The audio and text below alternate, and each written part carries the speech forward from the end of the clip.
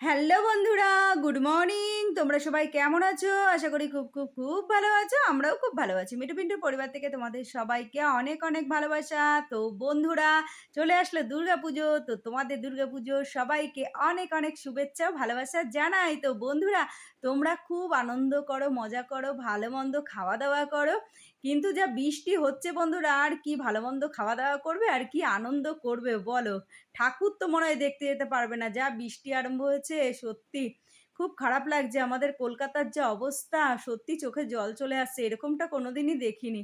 তো যাই হোক বন্ধুরা, সকাল সকাল মেয়েকে রুটি, ঝিঙে আলু পোস্ত, একটা ডিমের পোচ, একটু ডাল সিদ্ধ দিয়ে দিয়েছি। মেয়ে খেয়ে নিয়েছে। তারপরে দেখো চলে আসলাম রান্নাঘরে, রান্না বসিয়ে দিলাম, লাল শাক ভাজলাম আর পিন্টুদাকেও রুটি দিয়েছি। পিন্টুদাকেও সেম খাবার দিয়েছি। আগের দিনের একটু আলু পোস্ত ছিল, সেটা ফ্রিজ থেকে বের করে গরম করে নিয়েছিলাম, তো সেটাই দিয়ে দিয়েছি। আর এখানে দেখো মাছের ঝোল করছে। আগের দিনে মাছ ছিল ফ্রিজ থেকে বের করে নিয়েছি, কাতলা মাছ। আর হচ্ছে এদিকে করলাম হচ্ছে উচ্ছে ভাজা আর লাল শাক ভাজা, আর একটু করছি হচ্ছে চিকেন। তো দেখো এই যে মেয়ে মাছ খাবে না বলছে, সেই জন্য একটু আলু দিয়ে সাদা সাদা একটু চিকেন করছি মেয়ের জন্য। তো চলো ঝপাঝপ রান্না সেরে নিই। তো রান্না হয়ে গেছে কমপ্লিট। এখন যাব হচ্ছে কাচাকুচি করতে। অনেক কাজ আছে জানো তো বন্ধুরা। এই যে দেখো, কাচাকুচি করে এখানে সব মেলে দিয়েছি, কেননা বাইরে দিয়েছিলাম, বৃষ্টি পড়ছে, আবার এখানে নিয়ে আসলাম। আর এই যে দেখো, আমার মেয়ে পর্দা চেঞ্জ করে দিয়েছে। বছরে আমি দুবার করে পর্দা চেঞ্জ করি। এক হচ্ছে এই পুজোর সময়, আরেক হচ্ছে মানে ওই যে চৈত্র মাসে। তো যাই হোক, এই যে সব দেখো দরজায় মানে জানলায় সব পর্দা দিয়ে দিয়েছি, ওই ঘরেও দিয়ে দিয়েছি সেম পর্দা। এই যে দেখো সেম পর্দা এই ঘরেও টানিয়ে দিয়েছি। এই যে তো মেয়েই লাগে মানে টানিয়ে দিল। পর্দা কাচাকুচি আমি করলাম, আর মেয়ে হচ্ছে পর্দাগুলো টানিয়ে দিল। এটা হচ্ছে ওর কাজ।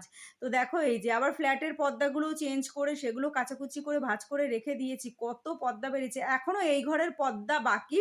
ওই ঘরের পর্দাগুলো শুধু আমি কাচাকুচি করে মেলে দিয়েছি। আর এই ঘরের এক গাদা পর্দা রয়েছে, সেগুলো আবার কাচাকুচি করব। তো দেখো বন্ধুরা, ঘরটা কত সুন্দর লাগছে। একদম হলুদ দেয়ালের সঙ্গে এই হলুদ পর্দাটা টানিয়ে না খুব ভালো লাগছে। তো দেখো, আমার মোটামুটি পুজোর কাজ কমপ্লিট। এখন শুধু বিছানার চাদর চেঞ্জ করব, ব্যাস হয়ে যাবে। কালকে বিছানার চাদরটা চেঞ্জ করব, আজকে পর্দা চেঞ্জ করে নিলাম। তো বন্ধুরা, তারপরে চলে গেলাম হচ্ছে স্নান করতে। স্নান টান করে দেখো চলে আসলাম ঠাকুর ঘরে। আর ঠাকুর ঘরে এসে দেখো এই যে পুজো দিয়ে নিচ্ছি। তো দেখো আমার মা লক্ষ্মীকে নতুন জামা পরিয়েছে, কি সুন্দর দেখতে লাগছে। তো যাই হোক, এই যে চলো ঠাকুর এই যে দিয়ে নিয়েছি, এই যে সুন্দর করে ফুল টুল দিয়ে সাজিয়ে নিয়েছি। আর ঠাকুরের কপালে আজকে জুটেছে হচ্ছে পান্তুয়া।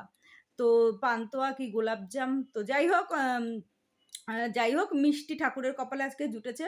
তো চলো পুজো টুজো দেবো, দিয়ে তারপর একটুখানি চা করে খাবো। তারপর আবার পিন্টুদা বাড়ি আসলে, পিন্টুদার এখন দেরি হচ্ছে বাড়ি আসতে, এখন ক্লাবে পুজো, তো চাঁদা কাটা নিয়ে খুব ব্যস্ত।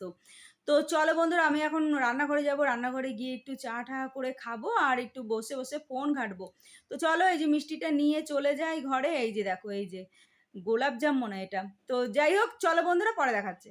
তো গুড ইভিনিং বন্ধুরা, দুপুরবেলায় খাওয়া দাওয়া করে শুয়ে পড়েছিলাম। তারপরে পিন্টুদা চলে গেল কাজে। তারপরে কাজ থেকে আসলো, তারপর সন্ধ্যাবাতি দিল। আমি চলে আসলাম রান্নাঘরে, এসে চা ঠা করে নিয়ে গেলাম। তো দুজনে মিলে চা খেলাম। চা খেয়ে পিন্টুদা আবার চলে গেল আড্ডা দিতে, এখন খুব ব্যস্ত। ক্লাবে এখন সারাক্ষণ পড়ে থাকছে, চাঁদা টাদা কাটা হচ্ছে, আরও ক্লাবে নানান রকম কাজ আছে। এখন পুজো বলে কথা, তাকে আর কি ধরে রাখা যায় বাড়িতে। তো যাই হোক বন্ধুরা, তারপরে চলে আসলাম আমি রান্নাঘরে। পিন্টুদা বেরিয়ে যাওয়ার পর এই যে আমার জন্য মেয়ের জন্য একটু ম্যাগি করে নিচ্ছি। দেখো এই যে ম্যাগি একটু আলু আর পেঁয়াজ দিয়ে করে নিচ্ছি, ম্যাগি মশলা দিয়ে দিলাম। তো এই ম্যাগির স্যুপটা যেই শুকিয়ে যাবে, তারপরে গিয়ে নামিয়ে ফেলবো, চাউমিনের মতো একটু ঝরঝরে করে খাবো।